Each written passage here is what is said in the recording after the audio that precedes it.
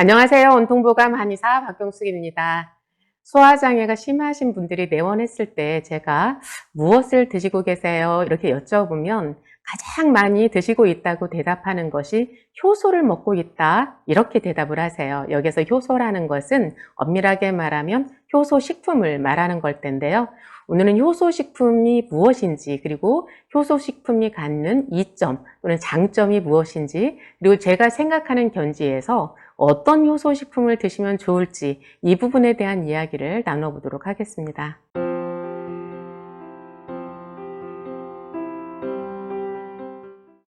우리나라 식약처 식품공전에서는 그 식품 효소를 이렇게 정의하고 있어요.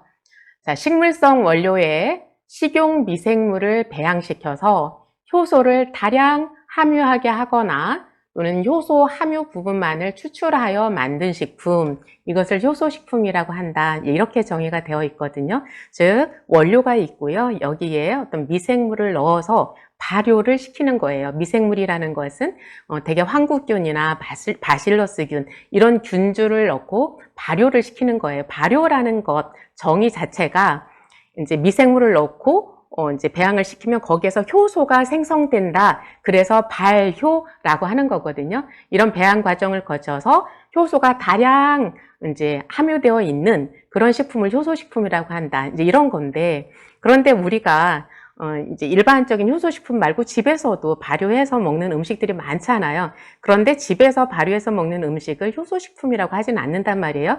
그럴 경우에는 그냥 대개 발효 음식이다. 이제 이렇게 표현을 하잖아요. 그러면 집에서 먹는 발효 음식과 효소식품은 어떻게 다르냐? 이제 효소식품이라는 것은 이제 늘 일정해야 되고 특별한 과정을 거쳐서 거기에 발효 과정에서 생성된 효소의 양이 늘 일정하게 있어야 되는 거예요. 그래서 발효 과정에서 생성된 그 프로테아제와 아밀라제, 즉 단백질 분해 요소와 탄수화물 분해 요소가 일정량 이상 그리고 일정하게 유지되고 있어야 이렇게 식품, 이제 효소 식품으로 인정을 해주고 있는데요. 자, 이때 그 프로테아제와 아밀라제 이 효소를 얼마나 함유하고 있느냐, 그 함유량 자체를 효소의 역가다 이렇게 표현을 하고 있어요. 그래서 효소식품을 드실 때 보면 이제 효소 역가가 얼마 이렇게 수치가 나와 있거든요. 그래서 효소 역가가 무엇인지 이 부분에 대해서 한번 짚어볼게요.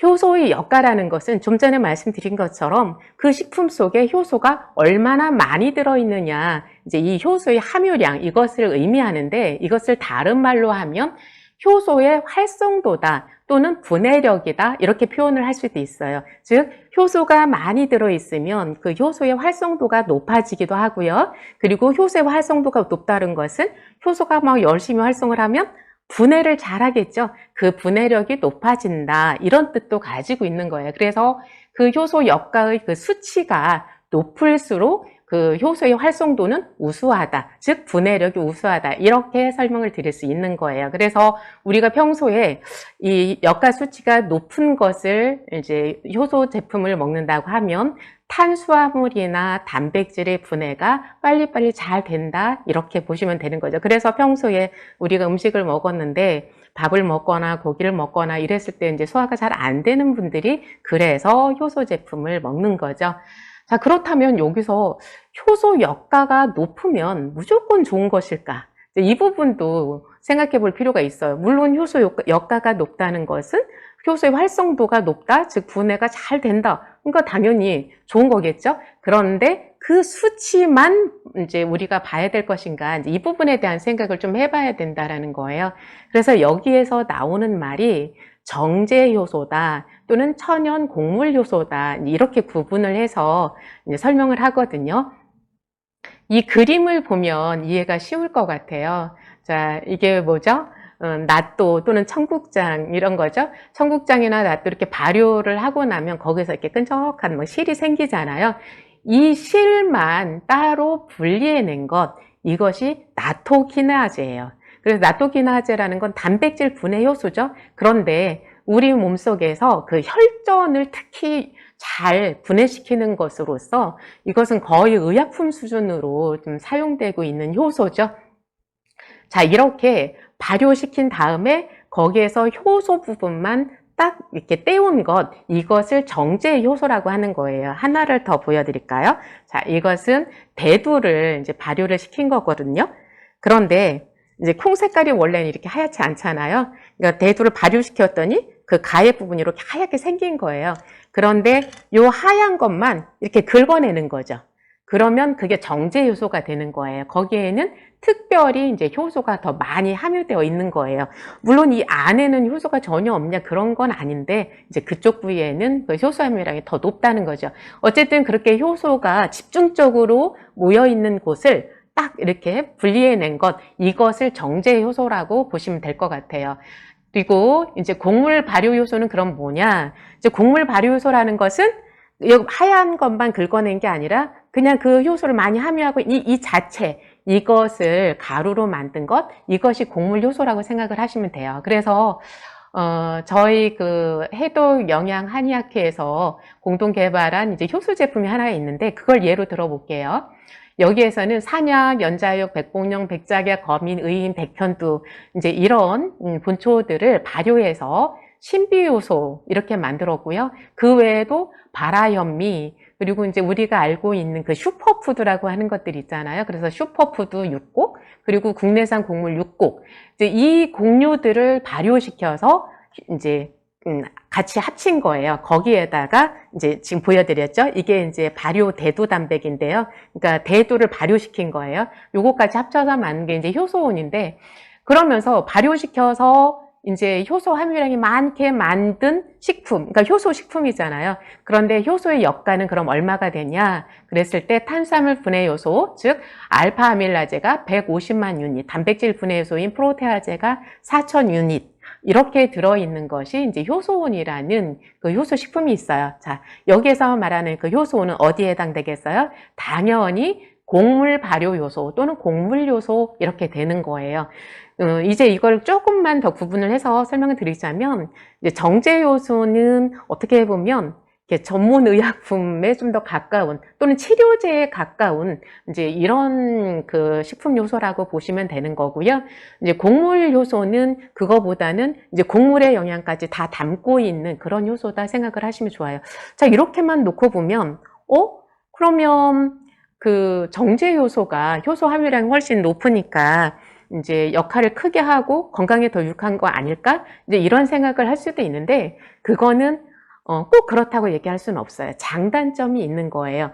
이제 그 정제 요소라는 건 효소 중심으로만 되어 있고 효소 외에 다른 영양을 담고 있지 않거든요.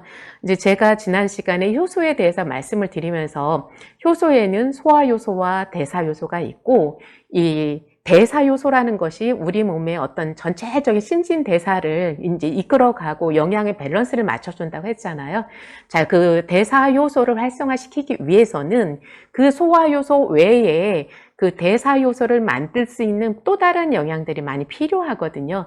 그런 측면에서 이제 이 정제 요소가 좋다, 곡물 요소가 좋다, 이렇게 단정적으로 이야기할 수는 없는 거고요. 전체적으로 평소에 영양의 밸런스가 맞지 않는다 하시는 분들은 오히려 곡물 요소가 더 좋을 수 있는 거예요.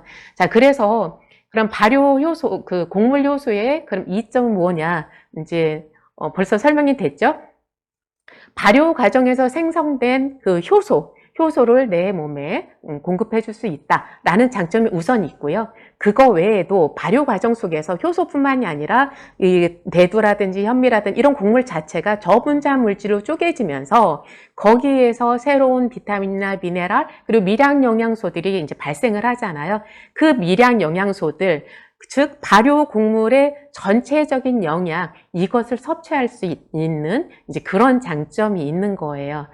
이해가 되셨죠? 자, 그렇다면 곡물 요소를 먹긴 먹는데 나한테 어떤 곡물 요소를 먹어야 될까? 이제 이런 또 고민이 있으실 거예요.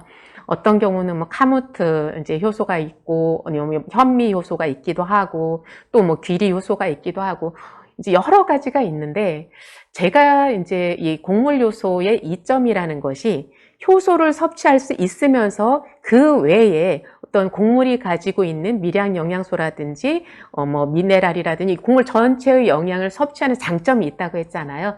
저는 이런 측면에서 영양을 골고루 섭취할 수 있다, 이런 측면에서 바라볼 때 단일 곡물보다는 복합 곡물을 발효시킨 것, 이것을 드시는 게 바람직하지 않나, 저는 그런 생각을 해요. 아무리 완전 식품이라 하더라도 그 단일 곡물에 우리 몸에 필요한 영양을 전체적으로 골고루 다 담을 수는 없는 거거든요. 그런 측면에서 이제 곡물을 몇 가지를 같이 발효한, 복합 발효한 그런 요소식품이 바람직하지 않을까, 그런 생각을 해요.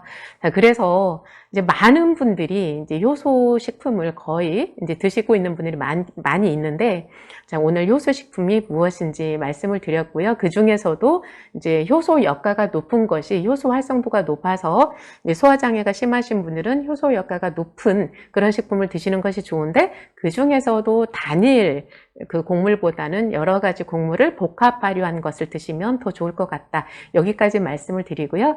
다음 주에 제가 그 복합 발효시킨 효소식품에 대해서 좀 더 자세히 소개해 드리는 시간 가져보도록 하겠습니다. 고맙습니다.